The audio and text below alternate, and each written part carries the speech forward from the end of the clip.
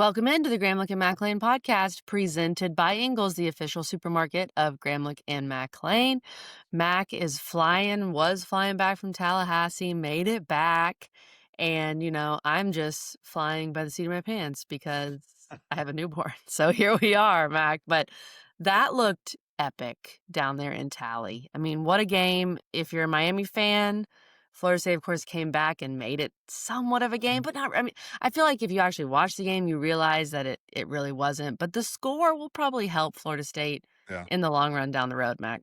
Well, it definitely will, because as we know, voters and people on the whatever, like, they don't watch the games. They just look at scoreboards and I box guess. scores. It will definitely Look, help. Mac, the fact that Texas is no longer ranked actually does tell me that maybe people were watching. I was shocked to see that. That's a little sidebar, but Them boys and are terrible, by the I way. agree with it, but I Yeah. just thought that, the voters would say, "Oh, it's Texas, still Yeah. rank of 22 or Texas and whatever." Penn State Yeah. are bad. Crazy Clemson weekend. bad. Like, it's just, Crazy it's weekend. whatever. It's wild Yeah. to look at preseason stuff and to see where those teams are right now. You're talking Wow. about, I think, 1, 2, and 4. Like, just see you later. See you later. Yeah.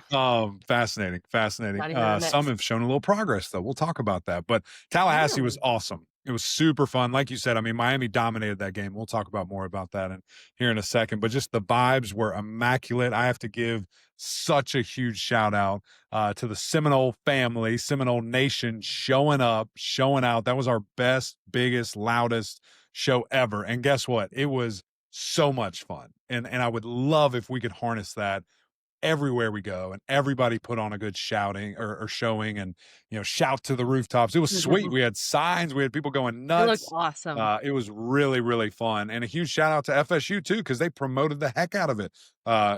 Michael Alford did an unbelievable job pushing it.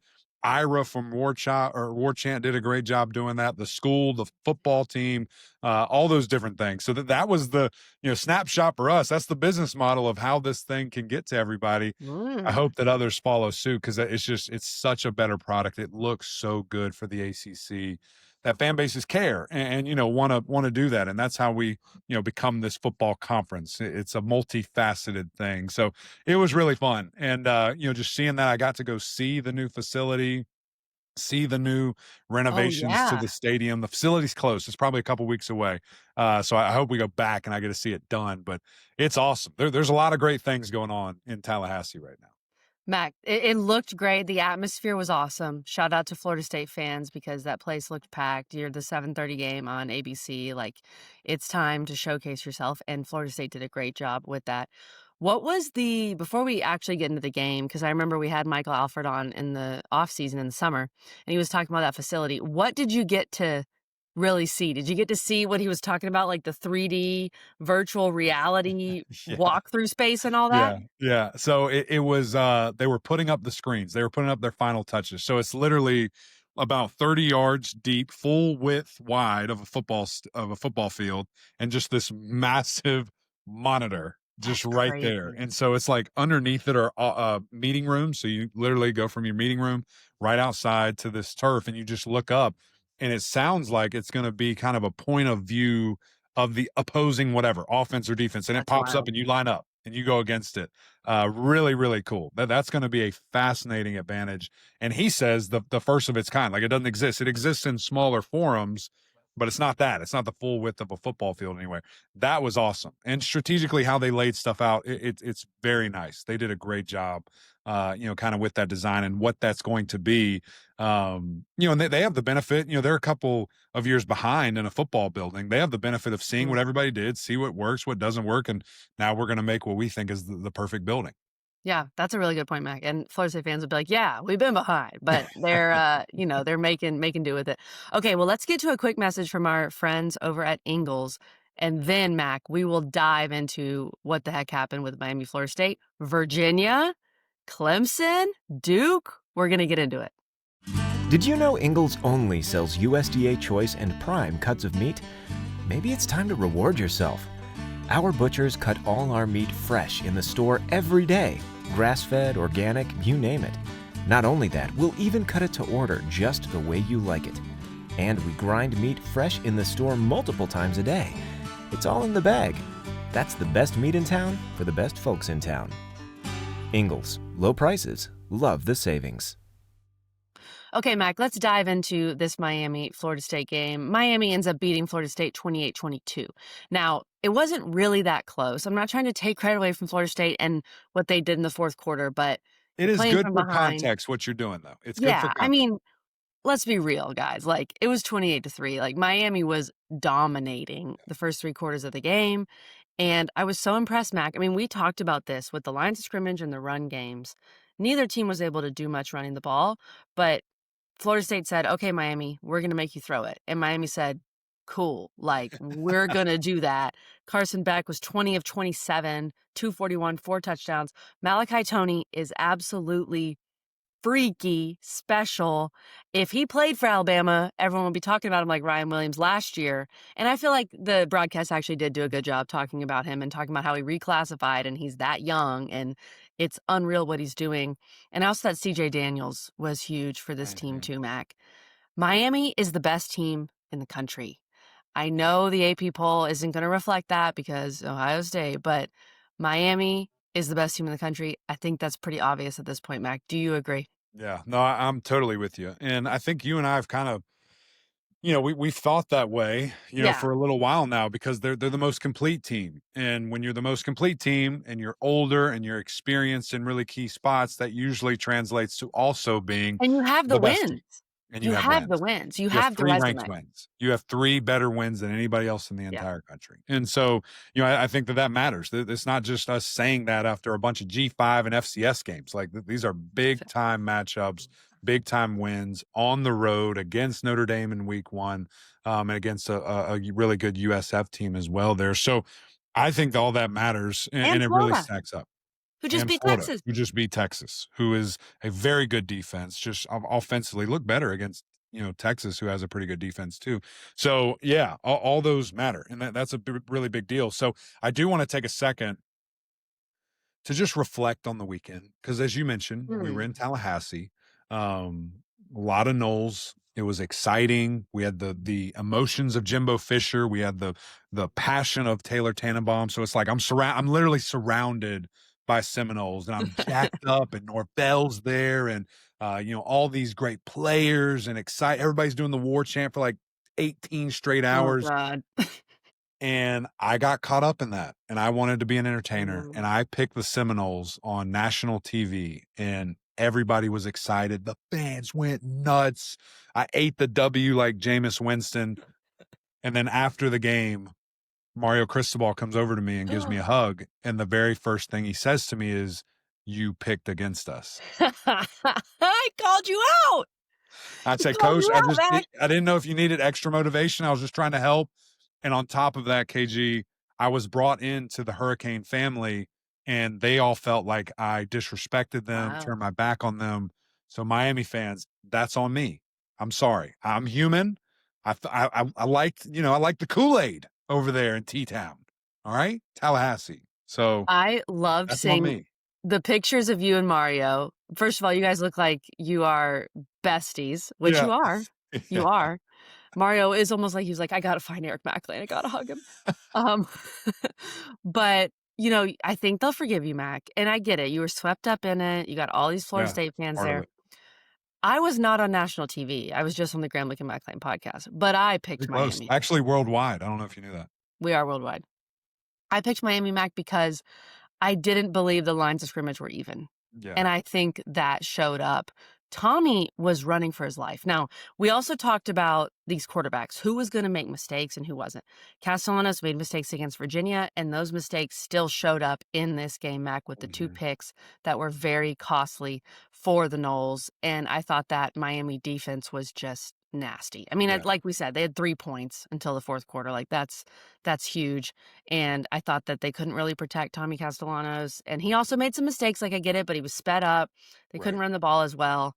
I didn't buy that the lines of scrimmage were even. I thought that Miami had the best line of scrimmage in the country, and I think that showed. Yeah, I totally agree with you. And we've been saying that for a long time as well. I did think, they would do maybe a little bit better job. Yeah. Now, at the same breath, in regards to getting back to him and doing that, they only sacked him twice, which if you watch the tape and you see True. the numbers, you're like, these guys had 100 sacks. Like they got back there so many times. I think they had 36 pressures, registered pressures. Mm.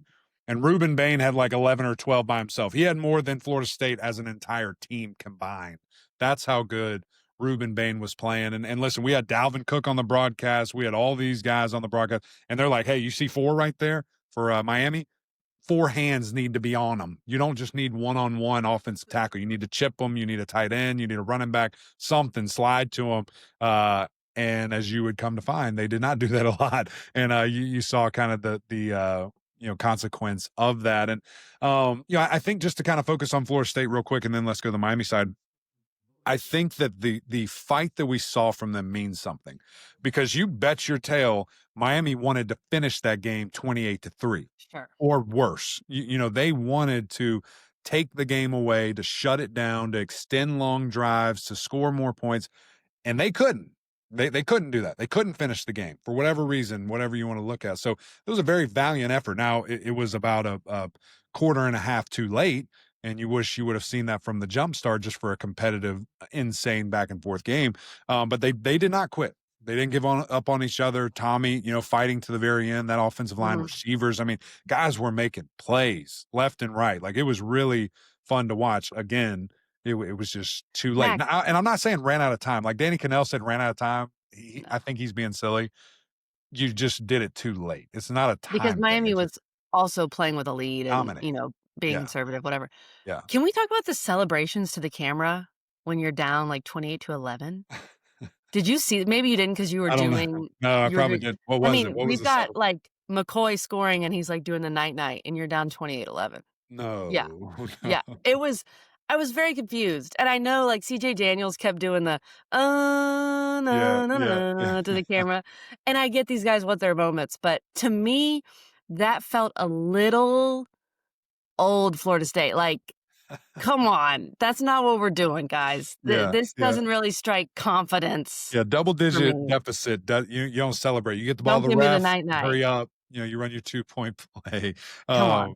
You're right. I didn't see that. That's funny. Guy gets his moment in this rivalry. You wanna make it lasting. Yeah, but it's Is what it 28-11. is. Is what it Yeah, is. I didn't love But them. they never quit, and Yeah, seeing that was very impressive. But again, leading up to that, there were some mistakes. That there was that, big post route where Tommy's rolling to the right and they have a guy kind of going opposite of the play there. There was nothing on the left to hold the safety. Like they were in too high. Miami's in too high, which is, as soon as he saw that, he should have done something else, thrown it away or ran it. Surely there was another route, but as soon as he saw that, like, don't throw the post. That's just he's literally an outfielder back there backing up. He's like, oh, yep. there's the ball. This is great. It was a very easy interception. And he made it right there in the end zone. And then a couple other just, silly mistakes, penalties, just things that crept up in, as you mentioned, in the Virginia game that also crept up against the number 2 team in the country. You're not winning. It's very hard, to do that and to make that happen. So I still thought, Florida State ran the ball very effectively. I thought that they would be able to come in and do that, averaging right under 4 yards a rush for over 130 something yards there. Tommy, obviously a huge piece of that. But just, couldn't really get it done. And the other interesting thing on Florida State, and then let's move on to Miami. I mean, they shut down Miami's run. Miami ran it 30 times. They got held to under 100 yards. Based on the Virginia film, there's no way in heck I thought that would be the case. I mean, I thought Miami was gonna just grind this thing out, run, make this the shortest game possible, and that wasn't the case. I mean, they threw it. They had full confidence in what Carson Beck saw. So as a passer, so I do want to give credit to that defensive line and having a better plan and executing and effort and things of that nature that was just significantly higher than what we saw against Virginia. Yeah, that is definitely good to see because we know how good Miami's running game is. I think when you look at Miami, it's really one of the things that makes a great team is that when you can win in different ways. Yeah. You don't have to win by running the ball necessarily because you've got different weapons and different options. And they won by passing it. But what they really did, Mac, they won with explosive plays. Like if Yeah. you look at the team stats, Miami had like half the first downs that Florida State did. Now some of that's the fourth quarter and Florida State's playing from behind. But they took advantage of turnovers. They scored off those turnovers. They had massive plays, Carson Beck throwing bombs, and it really shows the importance. If you can be explosive, you can really put the nail in the coffin of the other team, and that's what Miami did coming off of some of those turnovers. They didn't need to outgain Florida State or just have a bunch of yards because they were so explosive at times, and a lot of that, yes, it's Carson Beck, but it's Malachi Toney because that guy is just freaky. Yeah, yeah, he is. He is freaky, and he's really fun to watch. At the end of the day, when you see the things they're able to do. But you mentioned the first downs and the stats. Florida State kind of dominated in that regard. I mean, they had like quadruple the Yeah, first downs, had more yards. We're moving the ball and the explosives, kind of as you said there, the chunky plays. But when Miami took their shots, exactly. they hit them and they made those kind of, big deal plays here. And, I think there was a very interesting moment in the game too that was pretty early. I think it was early in the second quarter, but it just felt such a massive decision because it was 3-7. Miami was winning and Florida State was driving a little bit and then maybe had some penalties and just kind of stuttering and they're kind of in no man's land. And it was 4th and 8. And we're all sitting there on the broadcast like, you should pin them deep. Like Mhm. this 4th and 8's too much, and it's too favorable of a spot here, to really do that. They decide to go for it, and it's a pick. Like, and that was Felt one of desperate. another. It was a bad pick there, and he runs it back 43 yards, to a little bit past midfield, and then the very next play is that flea flicker where he hits, Yeah. the young freshman there, baby Jesus, as they like to call him, Mhm. for the massive touchdown. So Malachi Toney, 40 plus yards down the field. And that's where it really felt like, uh-oh, are we Absolutely. too gimmicky right now? Are we trying to trick, the guys and things of that nature? So that was kind of an eyebrow raising moment for me that two things. A, Florida State, do you feel like you can't win straight up? And then B, Miami's like, oh no, this is us. Like this Mhm. is our game. This is how we're going to play. If you can't keep up, that's too bad. And that pursued to go on, and then you saw the explosive nature. 14 points in the second half, in the third quarter. But to me, the maturity of Carson Beck was just on full display. KG, like he was seeing things happen so slow. Like it was just like, oh, there they are, bam, Yeah, yeah. and would just rip it. And on the goal line we're all and again, this was so fun. It was so unique for us because we're calling this game. We're sitting there and I'm hearing coach's thoughts live. I'm hearing Eddie's thoughts live on what he sees and why he does it. But the unique thing was when they got down to the goal line for the second or third or the first or third score, I don't remember, they had single coverage, over to their great wide receiver, and I'm just like, hey, here it comes. He's going to throw the slot fade here, and it's going to be a really good job to CJ Daniels. And instead, he broke down and did a slant. And Carson, the reason it was so wide open, Carson drug that fake out, the Mhm. RPO, and he got that safety to move down. And I don't think it was a read because it happened so fast. He runs that slant, bang, just right behind his head. And you just saw Carson time and time again manipulate the safeties, manipulate the secondary with his eyes, and then boom, he's ripping it, right where they came from down the field. So I think Carson Beck is one of, if not the best quarterback in the country. And his stats aren't going to be as gaudy or as sexy because he's a game manager and In he the best way. does in the best way. And I don't there, you'll know when I mean that negatively. He does what the offense needs to do, and he calls the protections and the plays and things of that nature to get them in the best situation. He does it at a very very high level. So I think the emergence of those two receivers, has been very impressive with Tony and Daniels. And if they can get a third guy to kind of be that, that's when I think the offense will take a significant Mm. one of the best in the country type of steps. I think that's a great point, Mac, about Carson Beck. It just feels like he's such a vet back Yeah. there, and he has time. That's the Right. thing. So That much time. I mean, he O-line. was never Yeah, under any type, and the one time he scrambled out, threw it away, scrambled out, got a couple yards, and then that was it. That was probably it for the day, he has so much time. I mean, that's why he came to Miami, I think. One of right? the many reasons was You knew what time it was. he's like, "Look at that O-line. I'm gonna be just fine." Okay, well, we gotta get to these other games, but Mac, I think, you and I were talking about what was best for the ACC.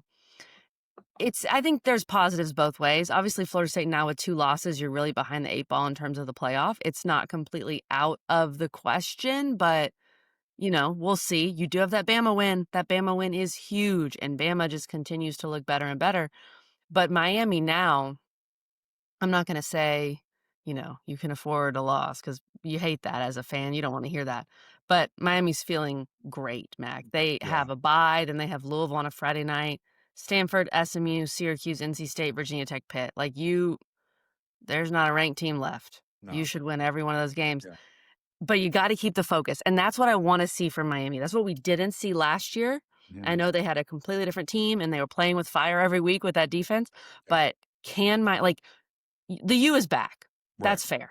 Right. But show me your back by winning the rest of these games and handling your Mhm. business. And I think that will be, the biggest differentiating thing of this team is that defense is significantly better. Like that secondary was so fun to watch. I mean, guys Yeah. hitting, Yeah. getting interceptions, young freshmen, from the 305, getting a huge pick there too. That was that first one that I was talking about there. He has 3 on the season, young true freshman, very impressive. And then like the just consistent play back there, but also the leadership and where Carson Beck came from. Mhm. He won't let that happen. Like he's not going to allow complacency to creep in. He's not going to allow anything but the standard that they expect, to creep in. And that's just how he's been ingrained for 5 years before he got to Miami. So I think those are 2 very different separators from a year ago. Yeah, and I love that about Miami too. You bring up these freshmen. Miami uses the portal, but they still recruit so well, and they recruit guys from South Florida, And and they play him, and they play him yeah, early. and that's what Miami fans love. Okay, let's get to Clemson, Mac. Um, Hello, Clemson.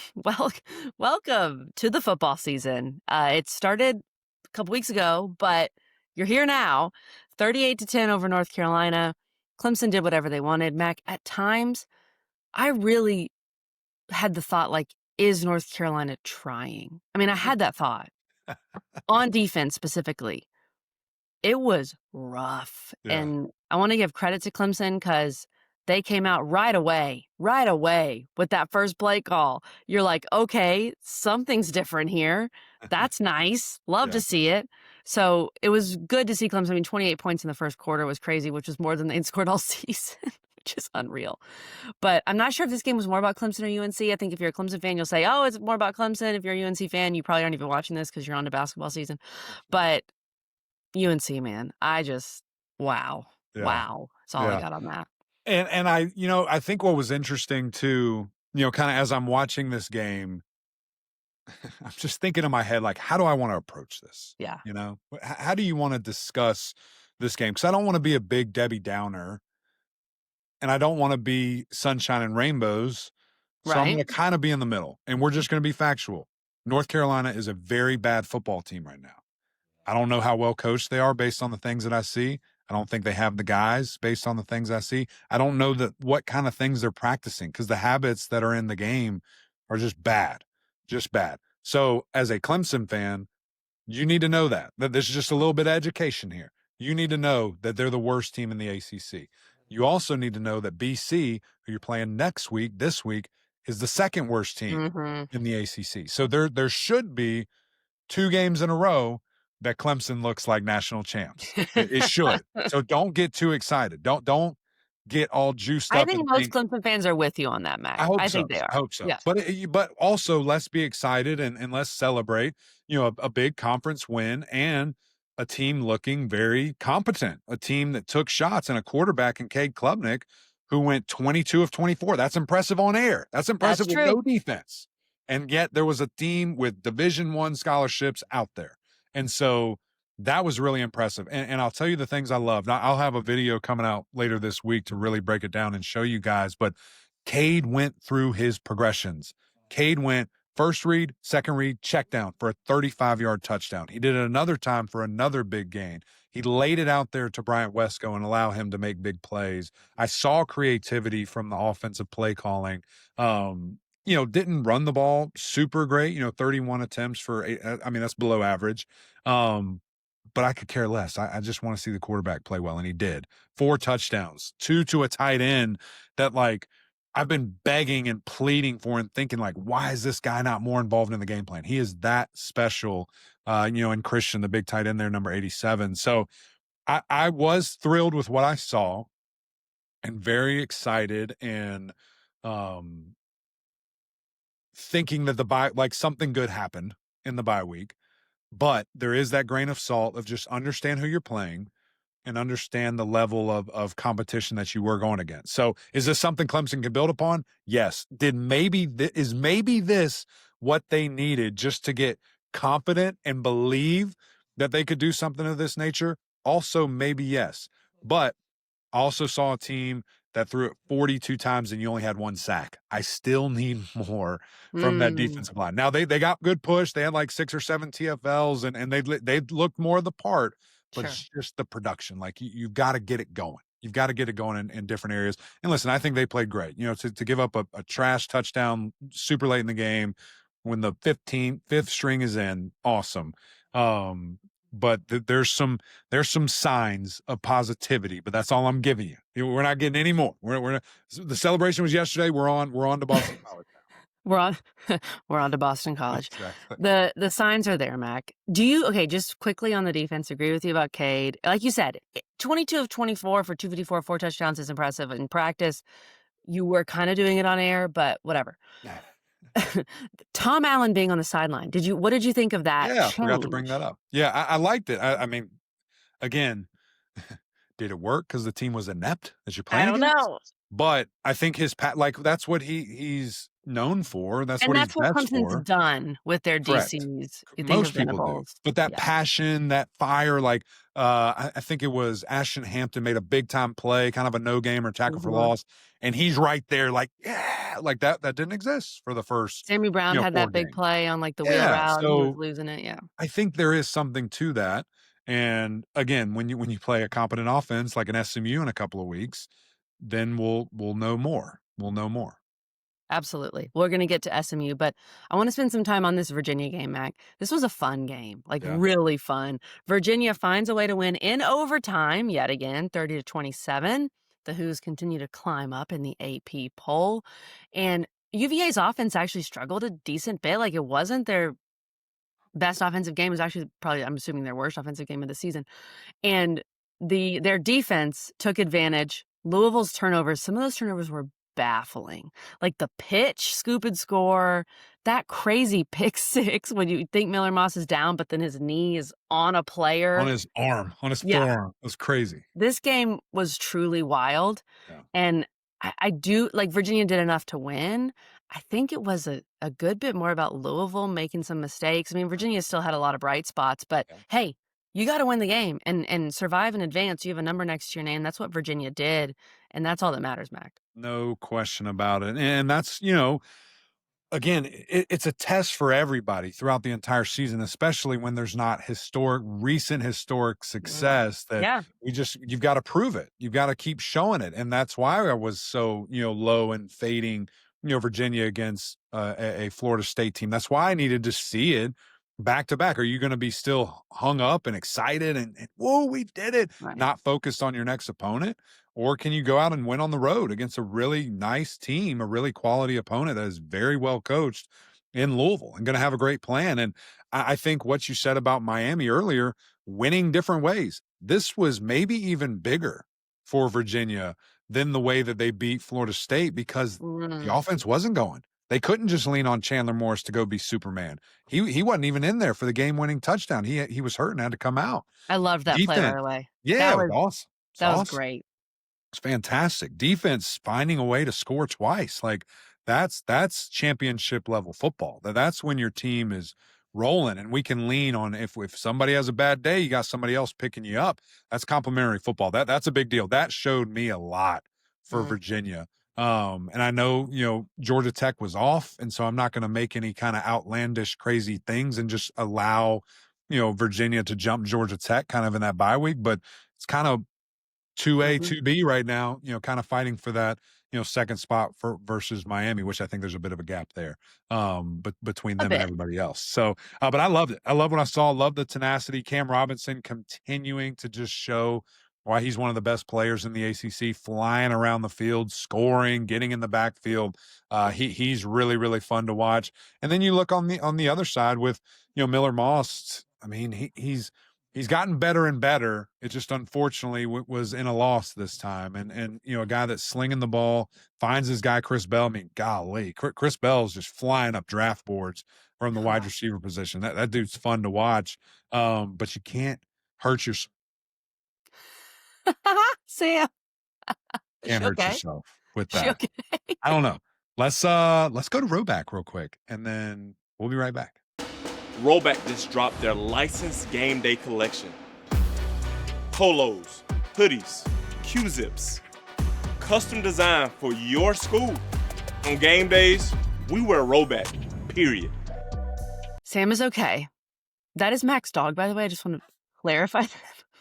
That wasn't a bear attack. That was Sam like not happy with something. I don't know what that was. She's She's good. outside. She's doing fine. She's actually a Louisville fan, and so she was really bummed about this game. And Louisville fans, I want to see in the comments, because Isaac Brown did come alive in the second half, which thank God, because Louisville needed him. The catch that I kind of thought was a catch. They called it. It was in overtime. They get the first down. They called it complete on the field, and then they go review it, and then they overturn it. And I wasn't sure there was indisputable evidence there, and obviously that would have been a big game changer for Louisville. But I don't feel like I know what a catch is anymore, Mac. Yeah.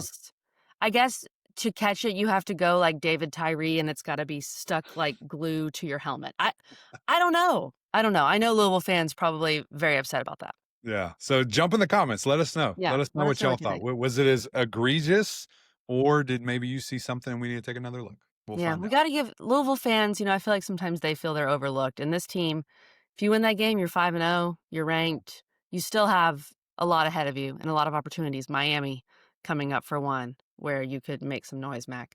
Okay, let's run through the rest of these games. You bring up SMU, a team that we haven't talked about as much just because of the 2 non-conference losses, but now they're 1-0 in the ACC.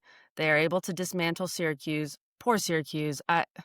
It's really tough for that fan base, I'm sure, when you saw what you were capable of against Clemson, and then Angeli tears his Achilles, and it feels like your season is effectively over. I think that's fair to say. But SMU, Kevin Jennings, 4 touchdowns, 1 pick. He looked really good. They didn't run the ball that well, but their passing game was there, Mac, and this offense seems to be coming alive for SMU. Yeah.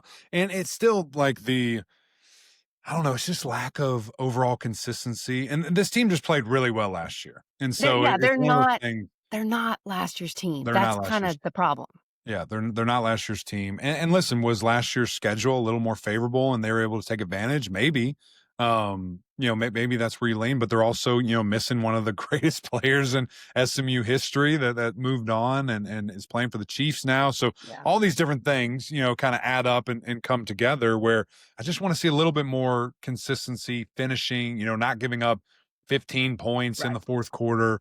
Where you're just blowing a team out and then bam, here it is. It's a little bit closer, maybe, if you just, kind of look at the box score. Defense played, very well, obviously, coming up with a bunch of picks, bunch of turnovers. Club takeaway is lit, always open, kind of doing its thing there. But that's kind of my biggest thing for them. Just need to see more, and need to see more from that running back room too. I mean, they've got 3-4 guys that I think they feel really good about. Being able to produce and make things happen, on top of just getting more from KJ running the football and being a super dynamic player, which that's what he is. That's what he does best. It was good to see the pass defense look better, Mike, because they'd been torched by Baylor and TCU. Well, against this new devamped, not revamped, devamped Syracuse offense, easy to do. Easy to do. Yeah, Easy I to know, look but good. at least maybe you get some confidence from moving forward. And we talk about the get-right games for Clemson. This is kind of SMU's get-right era because they have Stanford coming up at home, and then they have the Clemson game. All right, so Clemson and SMU, just 2 get-right games, and then let's have a really epic ACC rematch in Death Valley. That'd be awesome. That'd be great. Maybe the huddle could be there. That'd be cool. That'd be Ooh, awesome. I I'd like like that, to go Matt. back home. I thought I'd be home a lot, and don't know if I will be. Yeah, I think we all thought that. Let's get to Duke here. Duke dominates Cal 45-21. Duke, when the calendar turns to ACC play, Duke's like, all right, bet, like, here we go. But when they play big non-conference games, they're like, "Ah, I don't know how to play football." We don't need to do Kinda that. tough. Don't love that. But hey, keep winning. We love that, Duke. 24 points in the second quarter. Mensa was dealing. That second quarter really blew the game Yeah. open, Mac. I mean, at Yeah. that point, and then Cal, of course, doesn't score in the second half. Right. Well, it was interesting because we were still working, kind of doing the game, finishing up while this game was coming on. So I look at, the ESPN app and it's 14-0 Cal. I'm like, whoa, like Mhm. what's going on? Sangapolatele's lit right now. He's killing it. And then we fast forward and we're on the way home and I check it again. And now it's halftime and I'm trying to find the score. It was like 31-21. And I'm like, Yeah. whoa, Yeah. where'd all these points come from? What happened? ACC after dark, baby. That's right.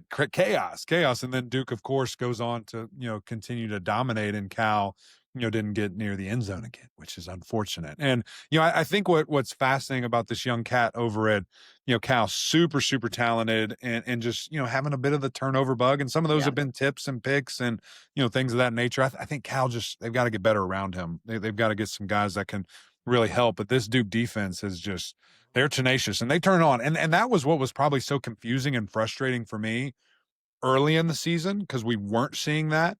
It was like we were seeing a brand new team, which there's certainly some pieces that moved on, but there's also a ton of pieces that were back at key positions that I thought, okay, this defense is, here we go, going to be one of Mhm. the best, in the ACC there. They've turned it on these last 3 games. I mean, 6 sacks against these guys, 13, 14 tackles for loss. Guys are just flying around. You got a true freshman and Eli, Elliott, Shaper there that just dominated, 12 total tackles, 2 sacks, some tackles for loss. Wesley Williams, big defensive end, 3.5 tackles for loss. They played really well. And this is a Duke team that's getting hot at the right time. You mentioned conference play, 3-0 in the ACC. That's a big deal. And Yeah. this conference is, again, it feels like Miami is nice and pretty up top, only have played 1 conference game, undefeated, but there's some other teams lurking and waiting for somebody to slip up and to kind of see what could happen there. Duke completely controls their destiny. They play Georgia Tech. They play Virginia. Duke, do if it. you want to handle your business there, you could end up in Charlotte without a doubt. Mhm. They've got every chance in the world. Mac, give me quick thoughts on any of the rest of these games. You've got the Deeks beating Virginia Tech and bouncing back from that brutal loss. I thought that said a lot about the Deeks. Yes. Pitt, I said don't bench Holstein, but I didn't know you had this guy. I didn't know you had this freshman who looked amazing because you didn't put him in the previous game. Pitt destroys Boston College. So what did I miss there, Mac? Give us more No, thoughts. I think you're good. I love the response too, from Wake Forest, a team that, got a win taken away from them, quite frankly. I mean, Mhm. ripped away, should have been over, should have been a massive ranked win at home. First conference win of the Jake Dickert era there. That's really impressive. And that got stolen away from you. And that's unfortunate. So how do you respond? You go into Lane Stadium and get a huge dub against a team with momentum, against a team that was 1-0 in conference play, coming off of back-to-back wins, that was feeling themselves, feeling good. And you shut it down. You really limited Kyron Drones, which I thought was super impressive, and kind of forced him into bad situations and able to capitalize. I mean, I didn't know Robbie Ashford would be able to throw the ball this effectively, just kind of based on what we had seen early. He's figuring it out, Yeah. and this team is just really finding a way. I thought the defense played extremely well. Loved the effort that I saw from them. And then, you mentioned Pittsburgh. Again, kind of a two-way street here, a Boston College team that is just free falling right now. It doesn't make a ton of sense. Lonergan throws for 89 yards. I mean, that's crazy. Benched. Crazy. And got benched. 3 quarterbacks come in. We see a bunch of different guys do different things. And then, Mason for Pittsburgh, the true freshman comes in, had 1 Power 5 offer, and that was Pittsburgh. That's the only people that wanted him. And he just comes in here and starts the game perfect, throws a touchdown on the first drive, goes 4 more touchdowns. And you're like, what took so long? What are we waiting for? Get this guy in the game. Let him work. I thought they ran the ball pretty well without still not having their best playmaker, on the entire team with Desmond Reed. So who knows? Pittsburgh looked real bad, and now they kind of did a little U-turn and said, well, we'll see what we can do the rest of the season. Was also impressed with Kenny Johnson, the great wide receiver for Pittsburgh as well there. So It was a weird weekend in the ACC. This is one thing I've come to find about this season, KG, is, and I think this is because of the portal and NIL and some balancing out, of rosters of teams and the level of football being elevated. It seems like there's no off weekends. There's no, this is a guarantee win. There's no, we got these guys this week. Everything's a battle. Everything's a war. And it's been so fun to watch. So I hope we keep rolling and keep doing that. I agree, Mac. I think maybe there are one or two teams that is an exception. But beyond that, I agree with you. And you maybe can interpret which teams I may be referring to, Eric McLean. But big week. I know you had fun in Tally. And yeah, this was fun. We'll have a lot coming at you this week, guys. That's right. We got to get you to hoops. We got to get you to bed. You're going back to work. I'm excited. Can't wait to hear all about it. Where can we watch that coverage? Give us a little sneak peek. Yeah, as you're listening to this, it's probably on television. ACC Network all day, Monday. Today, media day. I'm just doing Monday because I don't want to leave. I can't leave my baby overnight yet because he's only like 4 weeks old. But bring him on the set. Look, Nick's got it. Please don't. I would not advise that. No. Just bring him in the wrap. Like, just have him right there. That'd be perfect. He's ready. He loves hoops. But yeah, we got some basketball coming up this week, so can't wait. Yeah, it's going to be a total fun thing to watch that. See you guys back, your girls there, and just to see this great coverage. I think it's going to be a big year. So excited to talk about that. Appreciate you guys locking in. Go subscribe if you're not already. The growth of this thing has been We're almost at 10K, people. Let's go, people. Let's go. 10 freaking K. If you've been waiting for whatever reason, now's your moment. The one shining moment to keep going with basketball. So we appreciate all the support. We appreciate you guys locking in and excited to see, what this season's going to keep doing. So go subscribe, jump in the comments, and until next time, we'll see y'all.